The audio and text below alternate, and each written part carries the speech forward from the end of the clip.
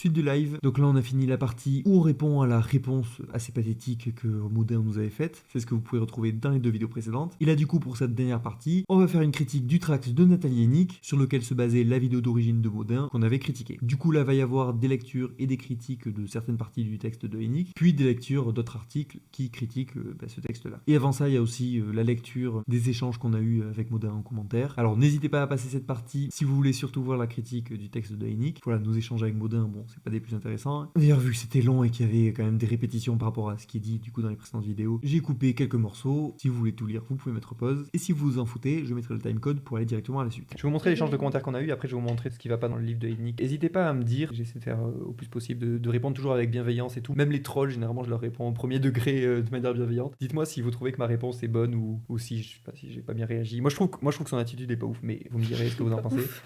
T'es gentil. Ben, j'essaie d'être charmant. Il est insultant quoi donc. Alors, coucou le truc et le machin. Donc il commence son commentaire. En toute bienveillance. J'ai répondu à votre vidéo, vous allez vous régaler. Bon, on s'est bien régalé. Merci de m'avoir donné raison de bout en bout. Si vous voulez que les gens puissent voir votre vidéo, je vous invite à commenter en mettant le lien, j'épinglerai le commentaire. Vous risquez cependant de vous en prendre plein la gueule, donc je vous laisse le choix. Du coup, c'est vrai que lui, il me proposait de mettre juste le lien de ma vidéo. C'est vrai que moi, du coup, je lui ai fait un pavé. Je crois qu'en fait, il attendait pas un pavé, en fait, du coup. Mais j'en ai quand même écrit un. Bon, c'est pour ça qu'il a pas mis c'est pour ça qu'il a pas épinglé le commentaire, du coup, j'imagine. C'est qu'il voulait juste épingler la vidéo. PS, c'est une honte que vous fassiez de l'argent, 1000 € sur une BD aussi lamentable.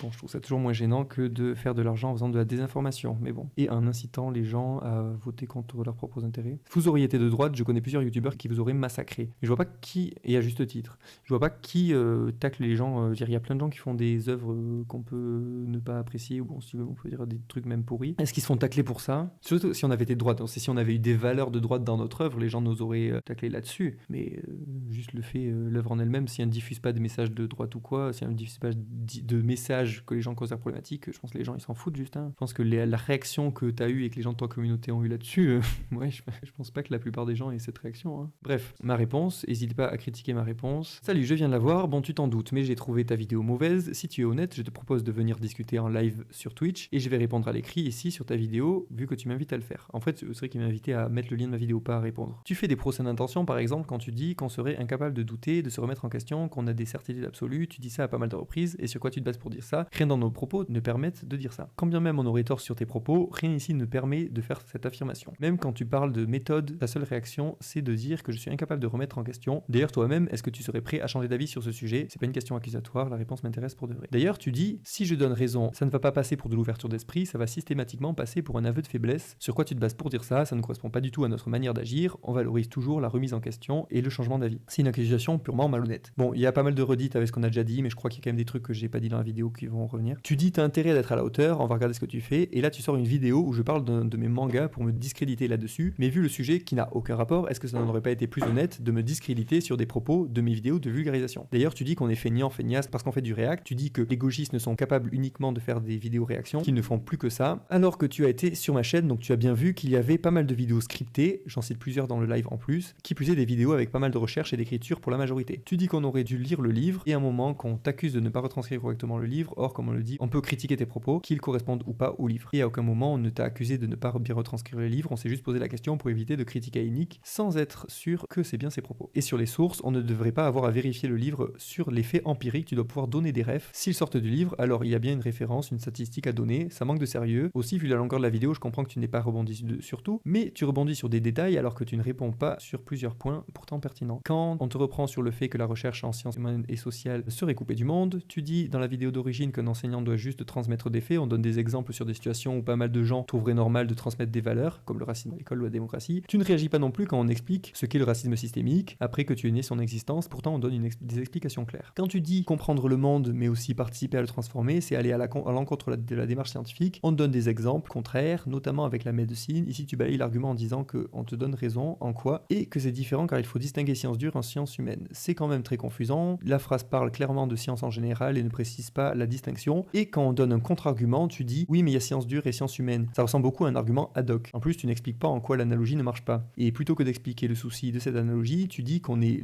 pas loin d'une pensée sectaire. En quoi ce serait bien de l'expliquer, sinon c'est une attaque gratuite. Pour expliquer la différence, tu dis il peut y avoir des effets secondaires, c'est pas une opposition entre le bien et le mal, c'est une opposition entre les choix moraux qui sont à faire. C'est censé expliquer quoi? Pas grand chose, idem pour la suite. Quand tu dis le bien et le mal sont relatifs, bon c'est pas consensuel en philo, mais ça me convient de concéder ce propos. Qu'est-ce que ça explique? Je suis moi-même continuellement en train de faire des distinctions entre les désaccords descriptifs et désaccords normatifs. Genre j'en parle vraiment tout le temps. T'es quand même pas en train de me dire que je considère qu'il faut faire X et ceux qui pensent différemment sont des méchants. En tout cas, tu réponds complètement à côté en disant ça. Et quand tu parles de solutions, tu parles de trucs qu'on n'a pas dit. Et cette distinction sciences dures et sciences humaines est clairement contestable. Tu ne trouveras pas beaucoup de philosophes des sciences qui ne remettent pas ça en question. Bon, désolé pour le gros pavé, c'est vrai qu'il y a pas mal de redites en plus, mais bon, au moins comme ça, c'est dit. Autre confusion sur le côté méthodologique qui montre que tu, toi ou Enik, ne maîtrises pas les questions épistémo et les méthodologies scientifiques. Par exemple, tu parles de la prise en compte du vécu des individus en science. Tu as une vision réductrice de la science et c'est plus complexe que juste prendre le discours sur le vécu comme une vérité sur le monde versus la science rejette toute subjectivité. C'est un faux dilemme qui ne se pose que si on n'a aucune base en méthodo. Et là encore, tu aurais pu admettre que ton propos était confusant là-dessus, qu'on a bien fait de te reprendre sur certains points. Pourquoi ne pas reconnaître que sur tel ou tel point, tu as parlé sans connaître, ou que tu as été imprécis? Sur la fin, tu dis être d'accord avec les propos de Lila, qu'on est d'accord. Eh ben c'est chouette, mais est-ce que tu serais d'accord pour dire que ta vidéo est très confusante là-dessus, et que ce n'était pas très clair ce qui était vraiment critiqué? Bon, avec tout ça, j'ai du mal à croire en ton intellectuel, mais je veux bien me tromper là-dessus. Si ça te dit, on en discute en vocal un jour pour échanger de tout ça. Bon, voilà, ça c'était ma réponse, donc vous inquiétez pas, la sienne est beaucoup plus courte. Je vais être honnête, je n'ai pas lu et je m'en fous. Tu viens cracher à la gueule des gens,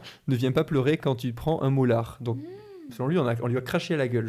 Il a vraiment pris le truc comme une attaque personnelle. Bon. Quand on donne des coups, il faut accepter d'en prendre en retour. Mais je vois pas à quel point je n'ai pas accepté. Je sais pas, il a dû se dire que mon commentaire c'est. Il a dû se dire que mon commentaire c'est un truc ou un. Je sais pas, non, juste j'explique. Bon. Et du coup, ouais, il considère que je viens pleurer peut-être et que je n'accepte pas d'être critiqué en retour. Moi, je veux bien être critiqué, mais juste ta vidéo elle était médiocre. Je veux juste être critiqué, mais correctement quoi. Fais autant de réponses que tu veux, ça ne m'intéresse pas. Je peux compléter toutes tes phrases tellement vous vous contentez de réciter vos leçons. Mais j'aimerais beaucoup voir ça en vrai. Je serais agréable. Si jamais tu prédis notre react, je serais hyper impressionné. Vous êtes tellement obsessionnel que vous ne rendez même pas compte que vous donnez intégralement raison à Nathalie Einik. Ouais, j'en doute. PS, ton manga est une merde absolue, que tu fasses de l'argent là-dessus, c'est une honte. Il a un problème avec ce manga. le fait qu'il s'acharne là-dessus, c'est...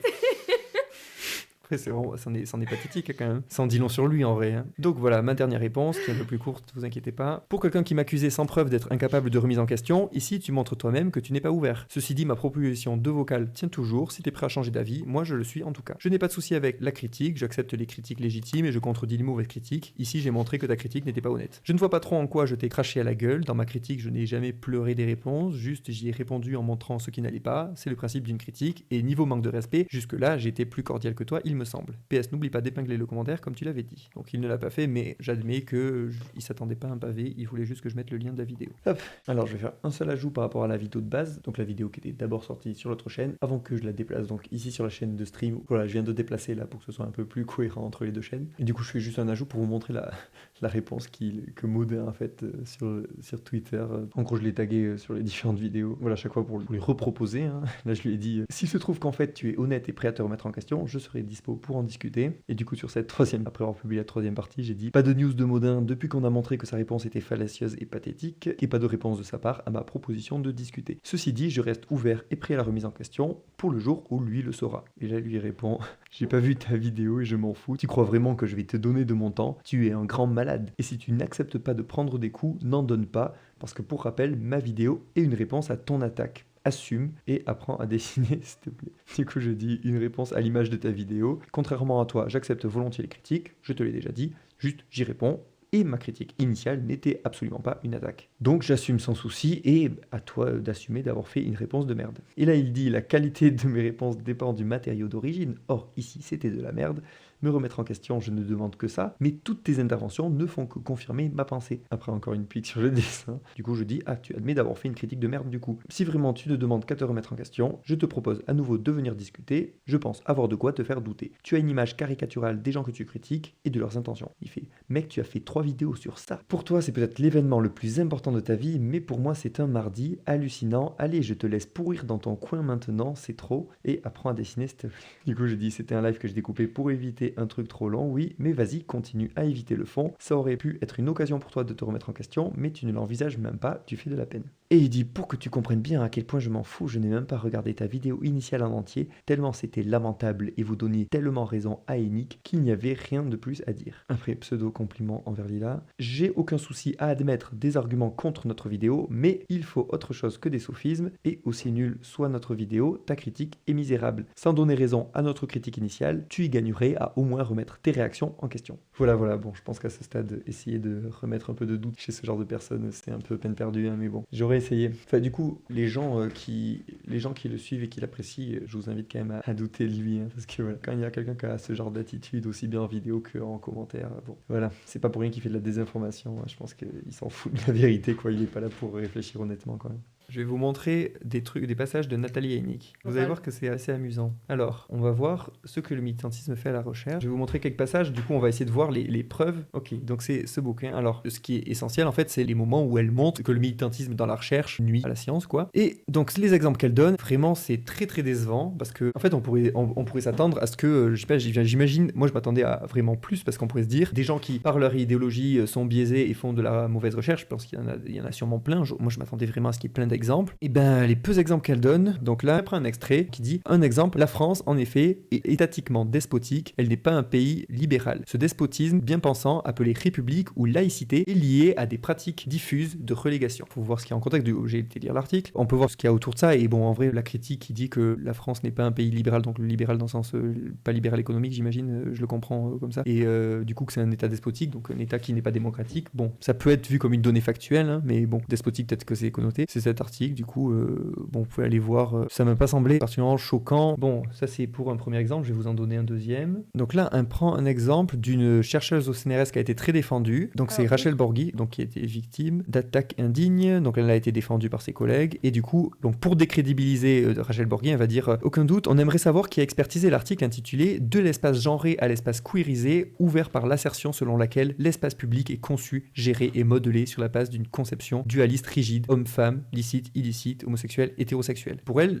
elle utilise cette phrase pour discréditer l'article, et ça devrait montrer que l'article n'est pas scientifique. Alors du coup, j'ai été regarder l'article, je vais vous le mettre. C'est celui-là, il est très court, il fait 8 pages. En fait, si tu regardes le truc en contexte, tu lis l'article, en fait, surtout que la phrase en elle-même, si jamais ça nous paraît bizarre, on pourrait se dire un espace homosexuel, hétérosexuel, c'est vrai que ça peut paraître peut-être étrange. En fait, on va regarder, on donne des explications, bon. Il n'y a rien d'exceptionnel, quoi. L'exemple le plus évident, c'est licite, illicite. Oui, t'as des quartiers où il y a de la consommation de drogue qui sont favorisés pour ça, enfin qui sont, je veux dire, les gens vont spécifiquement dans certains endroits pour consommer parce qu'ils savent que c'est moins vérifié, ils savent qu'il y a de la vente, etc. Hommes-femmes, oui, on a des exemples de division, ce qu'on appelle la division genrée de l'espace. On a des exemples, par exemple, moi je prends toujours l'exemple des équipements sportifs. Quand vous regardez les équipements sportifs en ville, souvent c'est du basket et du foot principalement, des fois il y a des skateparks, mais globalement c'est des activités masculines en fait. Et du coup, ça favorise la division genrée de l'espace parce que c'est souvent occupé par des hommes, les femmes peuvent s'en sentir mal à l'aise, sont pas encouragées à investir ces espaces, etc. Et donc oui, les décisions qu'on prend dans la ville ont un impact, enfin il n'y a rien de particulièrement exceptionnel là-dessus, quoi. Je pense que ce qui pourrait être surprenant peut-être c'est de dire mais ça n'a pas l'air, on dirait que l'espèce est conçue comme il y a un côté volontairement, parce que je sais que dans son article elle donne l'exemple des quartiers gays par exemple, donc on pourrait voir une espèce d'intention, peut-être on se dit mais attends mais ça on dirait que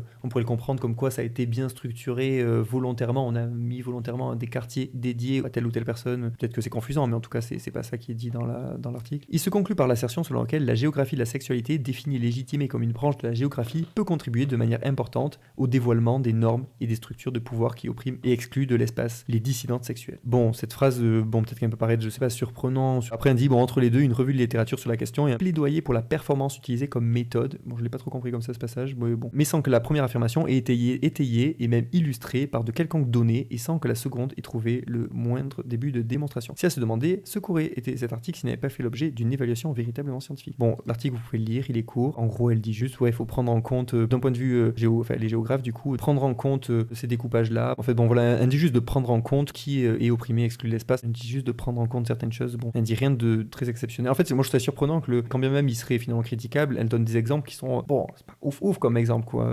Et du coup, l'autre exemple, c'est le truc des chiffres, il en parle dans la vidéo. Bon, je vais vous montrer des passages qui m'ont paru vraiment problématiques, qui montrent qu'elle ne connaît pas trop de quoi qu'elle parle, et quand même parle de intersectionnalité, blanchité. Mais je crois que ça, elle définit mal l'intersectionnalité. Elle comprend pas ce que ça veut dire. Elle dit, oui, on sait que les femmes noires sont plus des victimes de discrimination que les femmes blanches. Quelle surprise! Et elle comprend pas le concept, visiblement. Je suis médisante. En dépit des grandeurs conceptuelles qu'aiment se donner les adeptes des studies, à coup de pseudo-concepts tape à l'œil, intersectionnalité, blanchité, racialisation, le résultat est souvent peu concluant, voire consternant. Ça faudrait le démontrer. Et là, je trouve ça incroyable qu'elle dise ça. Pour elle, intersectionnalité, blanchité, racialisation, ça n'a pas de pertinence. Et là, par exemple, quand on moderniser la diversité des points de vue, moi je suis ok avec la diversité des points de vue, mais quand il y a des sociologues qui parlent de sujets du coup politiques mais alors qui ne comprennent pas l'intérêt du mot intersectionnalité, blanchité ou racialisation. Je trouve ça chaud quand même. Bon, on va vous montrer d'autres exemples. Il y a quelqu'un en commentaire qui m'avait dit pourquoi avoir fait une réact à Maudin Malin et pas au livre. Et en vrai, j'avoue qu'après avoir lu le livre, je me dis faire une réact au livre, en vrai, c'est peut-être un peu chiant, mais c'est vrai qu'il y a de quoi dire. Ah oui, je crois que sur la race, je crois qu'elle dit un truc assez incroyable. Par ailleurs, il semble bien que la couleur de peau, dès lors qu'elle est invoquée comme une cause de discrimination, échappe pas à cette entreprise de déconstruction par le socialement construit. Il y a donc 2 poids 2 mesures, on déconstruit socialement d'une main ce qui dérange, la race, tandis qu'on essentialise de l'autre la couleur de peau. Ou bien encore, comble de la subtilité, on fait de la race au singulier l'apanage du bon antiracisme et des races au pluriel, celui du méchant racisme, histoire de justifier la remise au goût du jour d'un terme dont on réclamait pourtant naguère la suppression de la Constitution. La barre est décidément placée bien bas. Bon voilà, je sais pas si elle...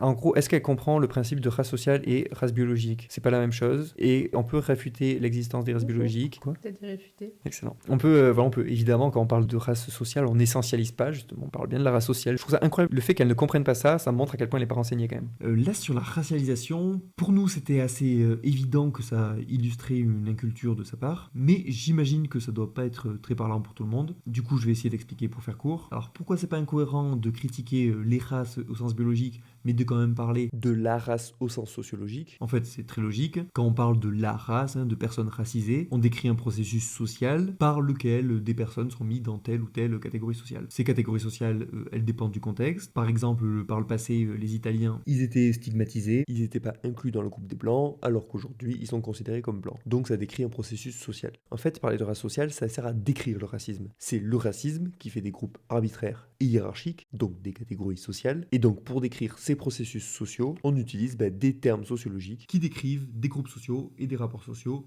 tout simplement. Et après, il y a un autre truc assez ouf. Donc, il en va ainsi de la lecture unilatérale des relations en termes de dominant-dominé, qui fait de la domination non plus un concept à analyser, comme chez Weber, mais une réalité omniprésente à dénoncer, et là, bien malvenu celui qui oserait la qualifier de socialement construite. Elle les a lus, les travaux qui parlent de ça? L'obsession de la domination et du pouvoir vire à la monomanie. Adieu donc interaction et interdépendance. Bon, il est vraiment... En vrai, il est pire que ça à quoi je m'attendais, vraiment. Hein. J'ai un truc sous la main que je vais peut-être vous lire un passage qui est intéressant pour répondre à Nathalie Yannick. Ah oui, ça doit être ça. L'impossible neutralité axiologique. Alors, il y a plusieurs critiques de ce qu'elle a écrit, Nathalie Yannick, mais il y avait notamment celle-ci. Du coup, c'était pour vous montrer un peu ce que peuvent dire d'autres sociologues sur cette question de la neutralité axiologique. Mais ce qu'oublie surtout Yannick, après Apron et Freund, c'est que la Vernfreiheit, je sais pas comment c'est ce truc, que défendait Weber, n'a rien à voir avec une prétendue neutralité opposée à un engagement considéré comme problématique, bien au contraire. Weber ne s'oppose pas à l'adhésion du professeur d'université à telle ou telle valeur ou à l'engagement du sociologue dans l'arène publique. Par contre, il considère que les professeurs doivent avoir une intégrité intellectuelle irréprochable, ils occupent des positions de pouvoir, ils ont le monopole de la parole dans le cadre de leurs cours. C'est pourquoi ils ne devraient pas, sous couvert de la science, se livrer, du haut de leur chair, à une activité de propagande. Comme le remarque Isabelle Kalinowski, donc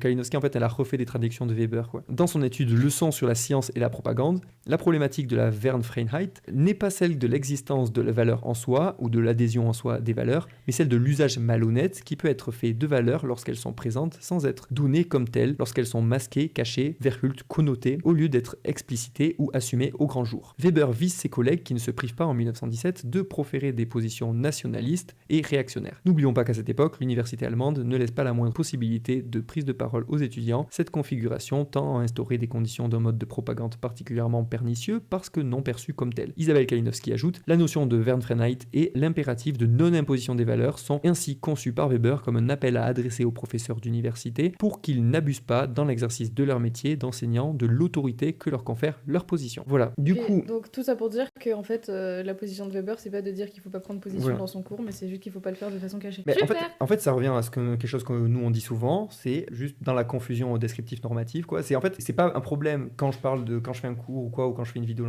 je parle des trucs descriptifs, que je donne des présupposés normatifs. Le problème, c'est de faire passer des trucs normatifs pour des trucs qui n'en sont pas, pour des faits ou pour... Et en fait, ce qui est important, moi je pense, et moi j'irais même en fait au-delà, c'est de dire, je pense que c'est important d'être transparent sur les valeurs, sur le normatif. Et franchement, finir sur la notion de Vernfreiheit, c'était chouette. Ah, c'est ironique. Ah, merde. C'était violent. Merde, moi j'y croyais. Je pense que ce qui est important, c'est même d'aller au-delà et d'être transparent sur nos valeurs et de bien expliciter nos valeurs, justement pour que les gens sachent d'où on parle et que d'autant plus limiter les biais. C'est par exemple, je pourrais dire, mais moi j'ai telle valeur, j'ai plutôt tendance à penser telle idée, à défendre telle idée politique. Ben, ça cadre le truc et ça fait que les gens, s'il y a un biais, ben, les gens peuvent en être d'autant plus conscients. Et du coup, il faut juste faire attention à juste bien dire, ben, moi j'ai telle valeur, donc je vous donne telle explication, sachant que j'ai telle grille de lecture. Mais il y a d'autres gens qui pourraient avoir une autre grille de lecture différente et voilà, c'est pas gênant. Je vous lis un autre article aussi de 2 chercheurs qui critiquent le tract de Heineck et la méthodologie, les peu d'exemples donnés, du coup le manque de preuves pour attester que comme quoi le militantisme serait parasité, quoi. Du coup, ce que Nathalie Heineck fait à la méthode scientifique, la sociologue Nathalie Heineck se demande ce que le militantisme fait à la recherche. La thèse défendue est celle de la contamination de la recherche par le militantisme. Il s'agit en réalité de réserver le qualificatif de militant à des travaux qui concernent les questions décoloniales, de genre, de race ou encore d'intersectionnalité pour les disqualifier scientifiquement tout en les considérant comme complices d'un terreau qui conduit au terrorisme. C'est une démarche qui n'est ni récente ni isolée mais qui est toutefois sur le fond et la forme d'une gravité particulière. Pour comprendre cette nouvelle tentative, il faut d'abord partir du texte en lui-même avant de le replacer parmi les interventions précédentes de son autrice, ainsi que dans un contexte où les tentatives sont nombreuses pour saper les libertés académiques, l'autonomie intellectuelle et la critique sociale. Ce texte de Nathalie Heineck est publié dans une collection qui se veut généraliste et qui n'est bien sûr pas tenue par les règles des publications scientifiques. Le problème n'est pas que ce soit un texte militant ou d'intervention, ce sont que des accusations aussi lourdes soient formulées sans aucune preuve, le tout pour une sociologue, directrice de recherche au CNRS, reconnue pour ses travaux. Son propos a pourtant reçu une large audience avec une interview d'une vingtaine de minutes dans la matinale de France Inter le 28 mai 2021. Les preuves avancées sur une courte période, donc 2012 à 2021, sont en effet très hétéroclites et presque totalement extérieures à la production scientifique. Très peu d'universitaires sont cités et le plus souvent pour des interventions médiatiques ou non scientifiques. Aucun travail ne fait l'objet d'une analyse ou d'une réfutation sérieuse. Les différents champs évoqués ne seront en rien historicisés. Résultat, une menace décrite comme d'autant plus immense et terrifiante qu'elle n'est jamais clairement définie ni prouvée. Certains de ces exemples sont rappelés ici de façon non exhaustive mais clairement représentative de sa démarche. 2 articles scientifiques sont cités, un de la chercheuse Rachel Borghi en 2012 et un article dans la revue Multitude en 2015, mais au titre d'une furtive illustration. Ce sont également des livres mais publiés dans des collections ou chez des éditeurs qui ne relèvent pas au sens strict d'une publication scientifique, par exemple un livre d'Epinson-Charlot et un livre de Christine Delphi. Ce n'est pas la seule malhonnêteté intellectuelle de ce texte, de nombreux exemples ne sont pas identifiables et s'avèrent simplement invérifiables. Elle mentionne ainsi une phrase tirée d'une thèse dont on ne connaît ni le titre ni l'auteur. Ma thèse s'adresse autant au monde universitaire qu'aux activistes et correspond à un engagement personnel, sans préciser où elle se situe dans le manuscrit, le tout pour prouver un engagement militant. Nathalie Heineck adopte le pire des postures mandarinales pour autoriser ce qui peut ou ne peut pas être dit. Sur la forme, comment une chercheuse peut-elle contrevenir à ce point aux règles minimales de la discussion aussi bien scientifique que collective? Sur le fond, pourquoi un travail de thèse ne pourrait-il pas correspondre à un engagement personnel? Autre exemple, lorsque la ministre de l'Enseignement supérieur, de la Recherche, Frédérique Vidal, avait demandé en février 2021 une enquête au CNRS sur le prétendu islamo-gauchisme à l'université, le CNRS avait réagi par l'intermédiaire d'un communiqué pour affirmer que ce slogan politique utilisé dans le débat public ne correspond à aucune réalité scientifique. Or, Nathalie Heineck réduit la réaction officielle de l'institution à celle de son service de presse. Les prétendues preuves à l'appui de cette démonstration sont tronquées, manipulées ou inexistantes. Pourtant, si la menace était réelle, elle aurait justement laissé des traces conséquentes dans un pays qui compte 57 000 enseignants-chercheurs, environ 70 000 doctorantes et doctorants, ou encore des centaines de revues scientifiques. Nathalie Heineck affirme qu'il n'y a rien de plus répétitif, donc de plus monotone et standardisé que ces sujets de thèse, de colloques, de numéros de revues, de séminaires consacrés au genre, à la domination, aux discriminations, à la racialisation. Un article du chercheur Albin Wagner, je sais pas comment ça se prononce, rappelait pourtant que l'étude des thèses et publications sur 4 portails identifiait la présence de termes comme intersectionnalité, décoloniale, racisée dans seulement 0,38% pour le plus bas à 2,38% pour le plus élevé du corpus étudié. Elle met de son côté en avant une étude qui a ajouté les mots genre ou islamophobie et élargit les sources aux séminaires et aux colloques pour affirmer que ces termes constituent plus de la moitié de l'ensemble du corpus ainsi élargi. C'est d'ailleurs un chiffre de 50% qu'elle mentionne lors de son interview à France Inter. Or, la construction de ce chiffre est à rebours de la méthode scientifique. Le sociologue Gilles Bastin en démontre tous les travers. En parlant de certains mots-clés, genre décolonial, etc., les auteurs ont omis que ces termes sont surtout polysémiques et peuvent être employés dans des contextes totalement étrangers aux questions idéologiques qui obsèdent l'observatoire du décolonialisme. C'est notamment le cas de genre ou de discrimination, dont l'emploi conduit à compter dans le corpus des articles sur le genre romanesque ou la discrimination entre erreur et vérité. Nathalie Hennig glisse ainsi de la critique du militantisme à la qualification de militantisme par la présence d'un mot ou de plusieurs. Comment est-il possible de juger de la scientificité d'un travail sur la base d'un mot, sauf en ayant une approche strictement idéologique qui disqualifie tout travail qui contiendrait l'un de ces termes? C'est pourtant bien de cela dont il s'agit. Au-delà de ces bidouillages, elle formule des accusations d'une extrême gravité qui méritent d'être citées entièrement. Cet islamo-gauchisme s'inscrit dans un paysage académique au sein duquel progresse, au mépris du savoir scientifique, l'idéologie décoloniale qui fait de la race l'alpha et l'oméga de toute identité dominée, de la domination la clé de lecture unique du monde, et des discriminations racistes le postulat d'un racisme d'État, lequel justifierait dès lors toutes les formes de lutte, y compris les plus violentes. Et l'on voit bien ici comment peut s'opérer le glissement de la manipulation intellectuelle dans le monde universitaire à l'endoctrinement des esprits faibles. Il arrive que le militantisme académique ne menace pas seulement le monde de l'enseignement et de la recherche. Lors d'un entretien avec l'essayiste réactionnaire Eugénie Bastier pour le site internet du Figaro Vox, Nathalie Hennig avait formulé des accusations similaires mais d'une manière encore plus brutale. Les chercheurs qu'elle rattache à des courants des sciences humaines et sociales issus d'une tradition militante d'extrême gauche contribue selon elle à légitimer le terreau dans lequel s'épanouissent les assassins de l'école Ozar Hatorah, de Charlie Hebdo, de l'hypercacher et des terrasses de l'Est parisien. Ce type d'intervention, qui cherche d'un côté à délégitimer le travail de certains collègues et de l'autre à les rendre complices du terrorisme, n'est que la suite d'une longue série depuis la querelle de l'excuse sociologique, réengagée par Manuel Valls. C'est la marque d'une grande inconséquence morale et intellectuelle que d'en offrir un nouvel épisode avec une absence complète de preuves et une malhonnêteté totale dans la démonstration. Les interventions de Nathalie Hennig sont nombreuses en ce sens. En février 2021, avec des collègues, elle soutenait la dénonciation par la ministre Frédérique Vidal de ce prétendu islamo-gauchisme à l'université, en insistant sur le dévoiement militant de l'enseignement et de la recherche. En janvier 2021, elle signe l'appel de l'Observatoire du décolonialisme et des idéologies identitaires, qui se donnait pour mission d'alerter sur la vague identitaire sans précédent au sein de l'enseignement supérieur et de la recherche. Un mouvement militant entend y imposer une critique radicale des sociétés démocratiques au nom d'un prétendu décolonialisme et d'une intersectionnalité, qui croit combattre les inégalités en assignant chaque personne à des identités de race et de religion, de sexe et de genre. Quelques mois plus tôt, en 2020, dans le contexte de l'assassinat de Samuel Paty, Nathalie Hennig signait une autre tribune collective dont le message ciblait également le militantisme, ou plus précisément la fausse idée que les signataires s'en font, et d'asséner l'importance des idéologies communautaristes anglo-saxonnes. Le conformisme intellectuel, la peur et le politiquement correct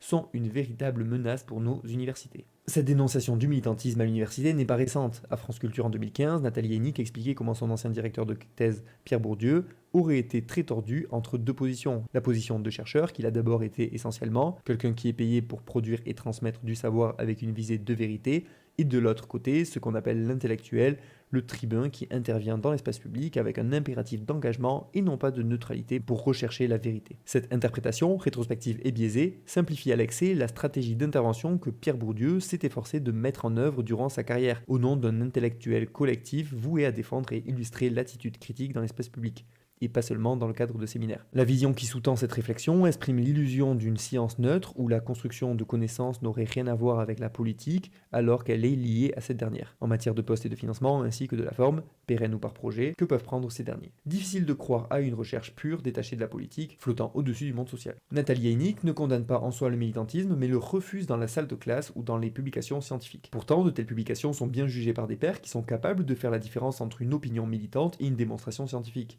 Elle réduit par ailleurs le militantisme, de manière étroite, à une énergie essentiellement émotionnelle, et semble ignorer de nombreux travaux scientifiques qui montrent comment science et militantisme entretiennent en réalité des relations fécondes. Par exemple, en termes de recherche biomédicale, les connaissances et combats d'activistes malades du sida ont pu utilement remodeler l'agenda de recherche. Le militantisme peut aussi faire progresser la science en entraînant des recherches dans des domaines qui sont peu ou pas étudiés. Les interventions de Nathalie Hennig sont enfin à replacer dans un contexte plus large. La méthode de son texte fait tout d'abord écho à cette employée dans les réformes de l'enseignement supérieur et de la recherche depuis une quinzaine d'années, dont la loi de reprogrammation de la recherche a représenté un exemple typique. Ce projet de loi était en effet resté longtemps imprécis et indéfini, ce qui a étouffé tout travail possible et a permis facilement à ses partisans de disqualifier les critiques de fantasmes ou d'exagération. Thibaut Rioufré et Camille Nou parlent en ce sens d'une gouvernementalité de l'insaisissable. Loin d'être là simplement un accident ou une maladresse, on peut en effet faire l'hypothèse que l'opacité, le flou et la variation des énoncés mis en avant par l'analyse constituent une stratégie adoptée pour faire passer une réforme dont l'immense majorité de la communauté académique ne veut pas. C'est le même effet que procure la lecture de Nathalie Hennig, quelque chose d'insaisissable et de voulu comme tel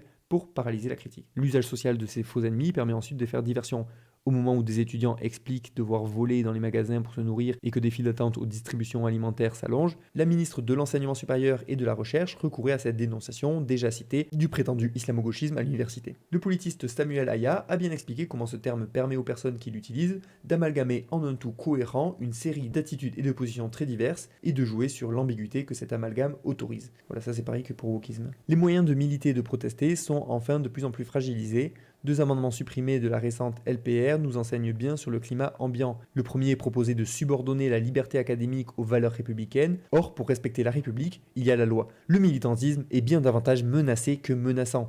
Dans l'enseignement supérieur et la recherche, la précarité des personnels ampute leur capacité de protester. Cette précarité n'est plus, comme l'explique l'historien Christophe Granger, une étape pénible avant la stabilité. Elle est devenue la conséquence du métier. Les conséquences sont multiples, pas de stabilité, de projection dans le temps, de capacité à s'installer quelque part et de construire une vie sereine. Ce système organisé d'incertitude a une conséquence terrible pour celles et ceux qui le subissent. Il dérive un présent qui, faute de la moindre certitude valable, n'en finit pas de vivre au présent. Comment penser les luttes collectives quand la course personnelle pour obtenir un poste est si intense? Comment s'investir dans le campus quand le contrat qui vous y attache est de très court terme et qu'il faut tout le temps réfléchir à la prochaine candidature? La concurrence pour les postes et les ressources épuise, désorganise et crame une énergie psychique considérable. Les destins séparés des statuaires et des précaires, même si ce mot ne doit pas faire croire à une réalité homogène tant les inégalités sont extrêmement diverses, complexifie la formation d'un front uni pour s'opposer et proposer autre chose. Pour conclure, un texte comme celui de Nathalie Eynick place le lecteur face à un dilemme.